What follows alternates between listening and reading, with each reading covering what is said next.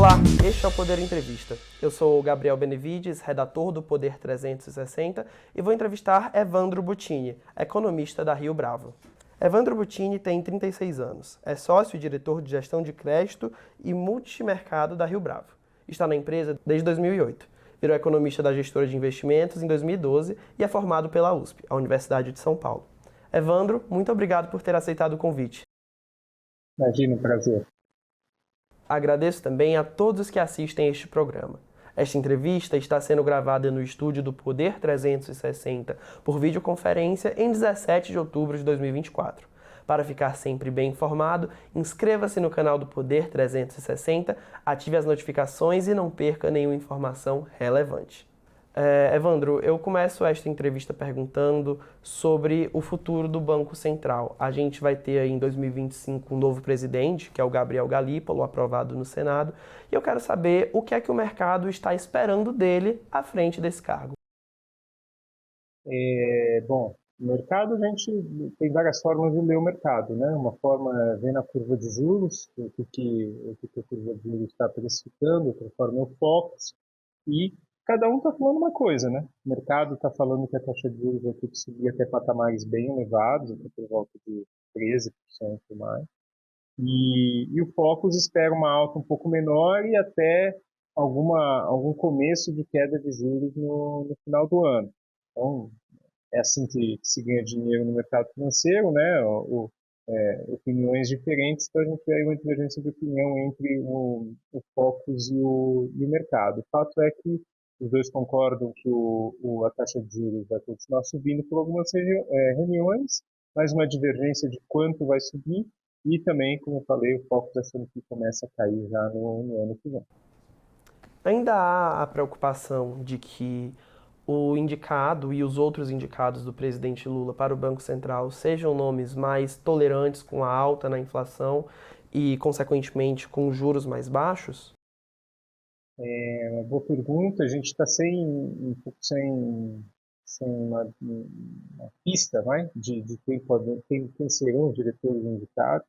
O, o presidente da Lipo, ele, apesar de ter uma experiência no mercado financeiro em um banco, ele não é uma figura que transitava entre os principais economistas do Brasil, entre os principais bancos, os principais gestores. Então, é difícil saber que perfil que ele vai escolher. Ele se provou já, pelo menos por enquanto, ser uma pessoa mais alinhada com o Banco Central, com os membros recentes indicados do Banco Central. Eu acho que os diretores, principalmente a principal nomeação, né, que vai ser o seu substituto, o diretor de política monetária, acho que a indicação vai seguir essa linha, de alguém que respeitado, de alguém que tenha visões parecidas com a instituição, parecidas com a atual marco institucional do Banco Central, de respeitar o regime de metas, expectativas de inflação. Então, acho que esse é o caminho mais provável. O senhor acha que a política monetária está sendo conduzida da forma certa nesse momento? Que realmente os juros têm que estar mais altos para controlar a inflação, como vem sinalizado o Banco Central? E como isso deve se refletir na pressão em cima do Gabriel Galípolo? Eu acho que sim. Eu até relutei um pouco digamos assim, acreditar na necessidade de uma alta, até de certa forma significativa de taxa de juros, mas a realidade enfim, se impôs, a realidade de câmbio desvalorizado, expectativas de inflação desancoradas, a curva de juros muito, enfim, com muito prêmio. O Banco Central precisa recuperar sua credibilidade, precisa voltar a ter controle sobre essa situação. Então, acho que a decisão aí de aumentar os juros é correta. O grau a gente vai ver o quanto vai ser baseado aí nos próximos dados, mas muito provavelmente o Banco Central vai acelerar a velocidade aí da alta de juros e acho que isso é acertado. E acho que o Galípolo, no curto prazo, vai continuar fazendo essa cartilha aí, que é a cartilha que, se pegar os últimos 4, 5 presidentes do Banco Central, fariam a mesma coisa, né? Diante do cenário de inflação desancorada, expectativa de inflação desancorada, e todo o resto que eu mencionei, acho que esse são os remédios que o Banco Central tem para atuar sobre essa situação. Só para a gente finalizar aqui esse assunto do Banco Central, tem uma análise de que o presidente da política monetária não poderia, entre aspas, sujar o currículo dele, porque a carreira de quem é do Banco Central não termina lá, né? Segue depois, especialmente no mercado financeiro, para poder ceder às pressões. O senhor acha que essa é a tendência que vai ser seguida pelos próximos indicados? Olha, acho que o futuro está para ser visto. Como eu falei, o curto prazo eu consigo ler, esses próximos aí 12 meses, terminar esse ciclo de alta e ter um desejo de começar um ciclo de baixa, acho que isso dá para dizer que vai acontecer, né? Quando, magnitude, isso ainda não com certeza.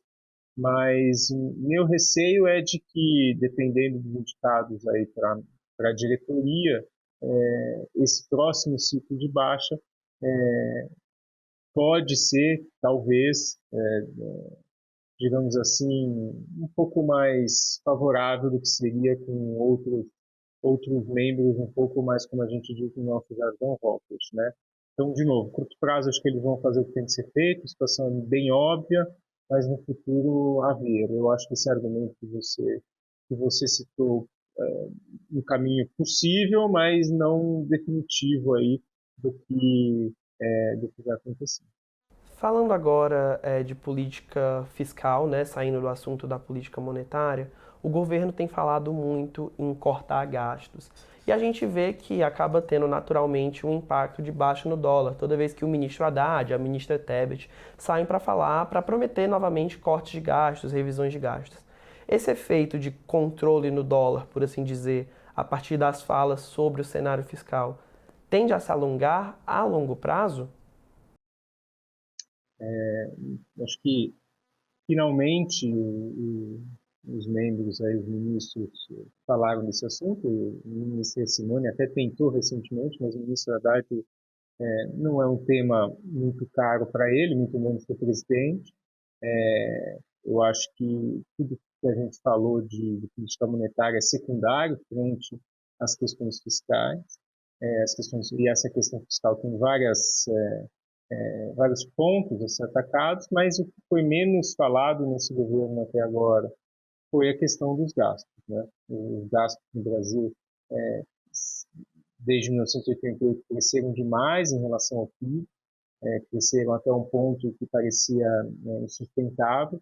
O governo do presidente Michel Temer colocou um teto de gastos responsável aí por reduzir significativamente essas despesas, permitiu uma redução também da carga tributária, e agora o governo substituiu esse governo, né, substituiu o teto de gastos com um novo arcabouço e atrelava crescimento de gastos a crescimento de receita.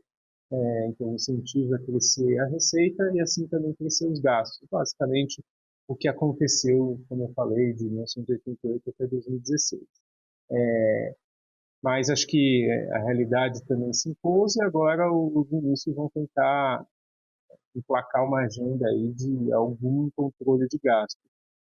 Como você falou, teve um efeito de curto prazo ali nos juros e no câmbio, esse discurso, mas muito tímido, né? Muito, muito tímido.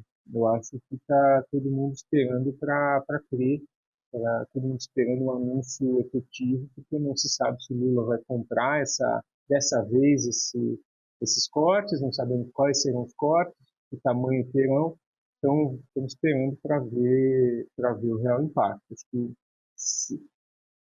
enfim, jornais estão vazando várias informações e tem espaço para tudo. Tem espaço para surpresas positivas, tem espaço para decepção. Cabe a eles ali o que eles vão entregar.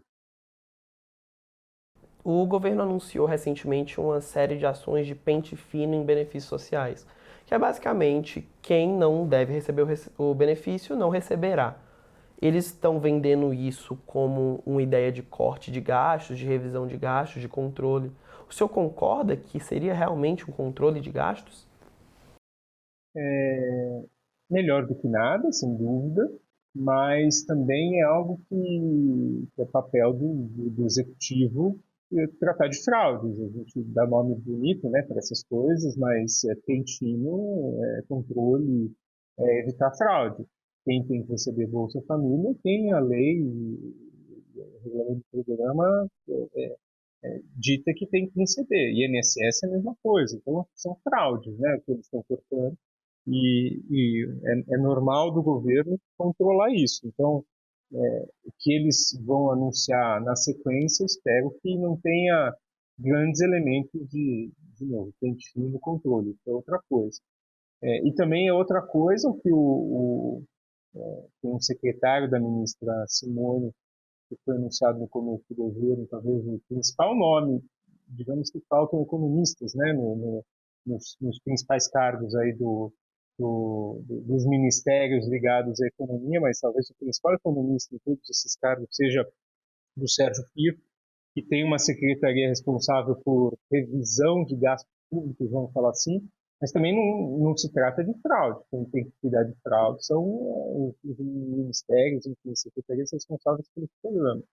O que o secretário público faz analisar resultados de políticas públicas e ver onde dá para focalizar mais, às vezes nem tanto com um olhar de economia, mas de eficiência da política pública. Acho que da pasta dele também se espera muita coisa, espero que tenha nesses projetos. Mas além disso, então, além do pente fino, além de discutir custo-benefício dos programas sociais, acho que também tem que discutir as questões difíceis, né?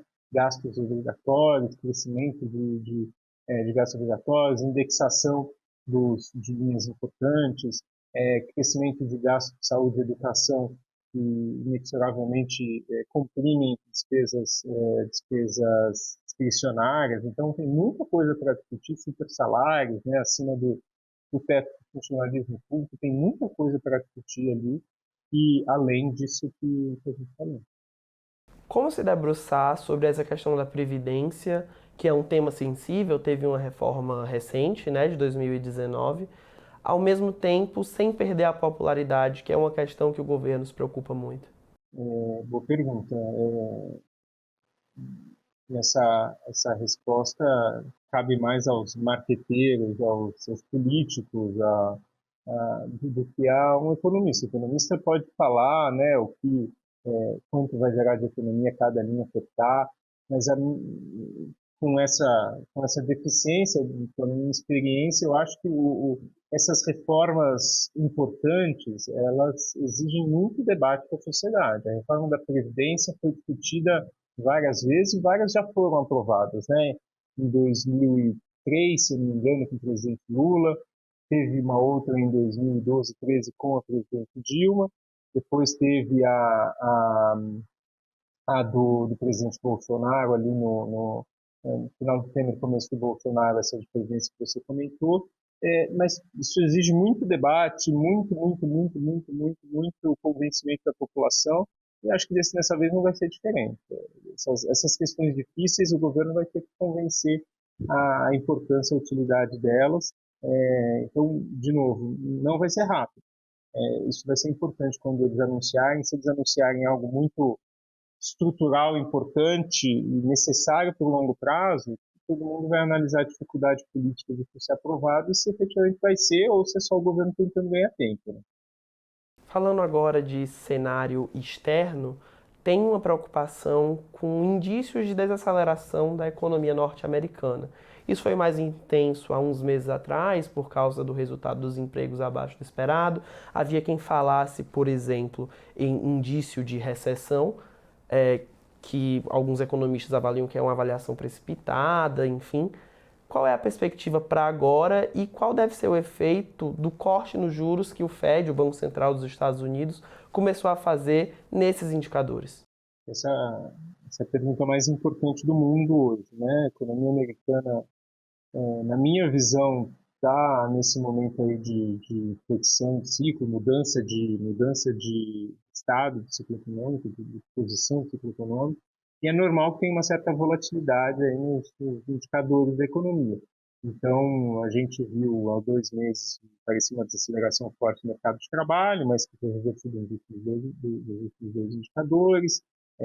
Os dados de inflação, às vezes um pouquinho mais baixo, às vezes um pouquinho mais alto. Hoje, alguns dados de varejo mais altos. Então, e hoje, né? Hoje é um bom exemplo. Hoje, que a gente está gravando, quinta-feira, a gente viu os vendas do varejo mais alto, o industrial mais baixo. Então, normal essa volatilidade, né, de uma economia que possivelmente está desacelerando um pouco, mas não me parece estar perto de uma recessão muito grande.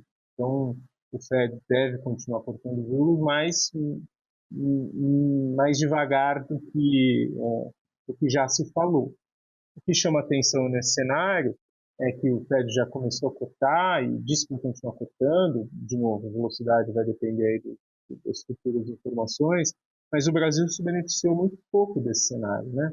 Em geral, os emergentes não se beneficiaram tanto, mas o Brasil ainda se beneficiou muito menos do que a média dos outros emergentes, né? Então, acho que toda essa reflexão que a gente estava fazendo agora de política monetária, principalmente política fiscal, explica por que o Brasil se beneficiou tão pouco do corte de juros do Fed e que se não atuar, o governo não atuar sobre o fiscal, acho que a gente também vai continuar não se beneficiando aí desse ciclo de corte do Banco Central americano. Então, na análise do senhor, para poder meio que driblar essas questões externas e também se aproveitar de algumas delas, o que é necessário agora é controlar os gastos e equilibrar as contas públicas. Acho que reganhar confiança, que hoje claramente o governo, inclusive de forma ampla, não goza dos economistas, dos mercados, baseando claramente nos preços e nas expectativas, né? E para fazer isso, acho que o Banco Central está fazendo o que tem que fazer, não tem outro caminho, e aí cabe ao governo recuperar o controle dessa agenda. Uma das formas é atuar mais forte aí nos gastos que a gente mencionou, mas voltar a uma agenda de discussões de reformas microeconômicas, e tem outros caminhos também que o governo poderia usar para reganhar essa confiança. Chega ao final esta edição do Poder Entrevista.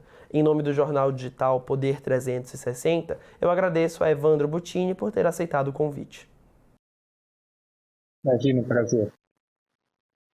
Agradeço também a todos que assistiram a este programa. Esta entrevista foi gravada no estúdio do Poder 360 por videoconferência em 17 de outubro de 2024. Para ficar sempre bem informado, inscreva-se no canal do Poder 360, ative as notificações e não perca nenhuma informação relevante. Obrigado e até a próxima. Poder Monitor. Acesse agora e ganhe 30 dias grátis.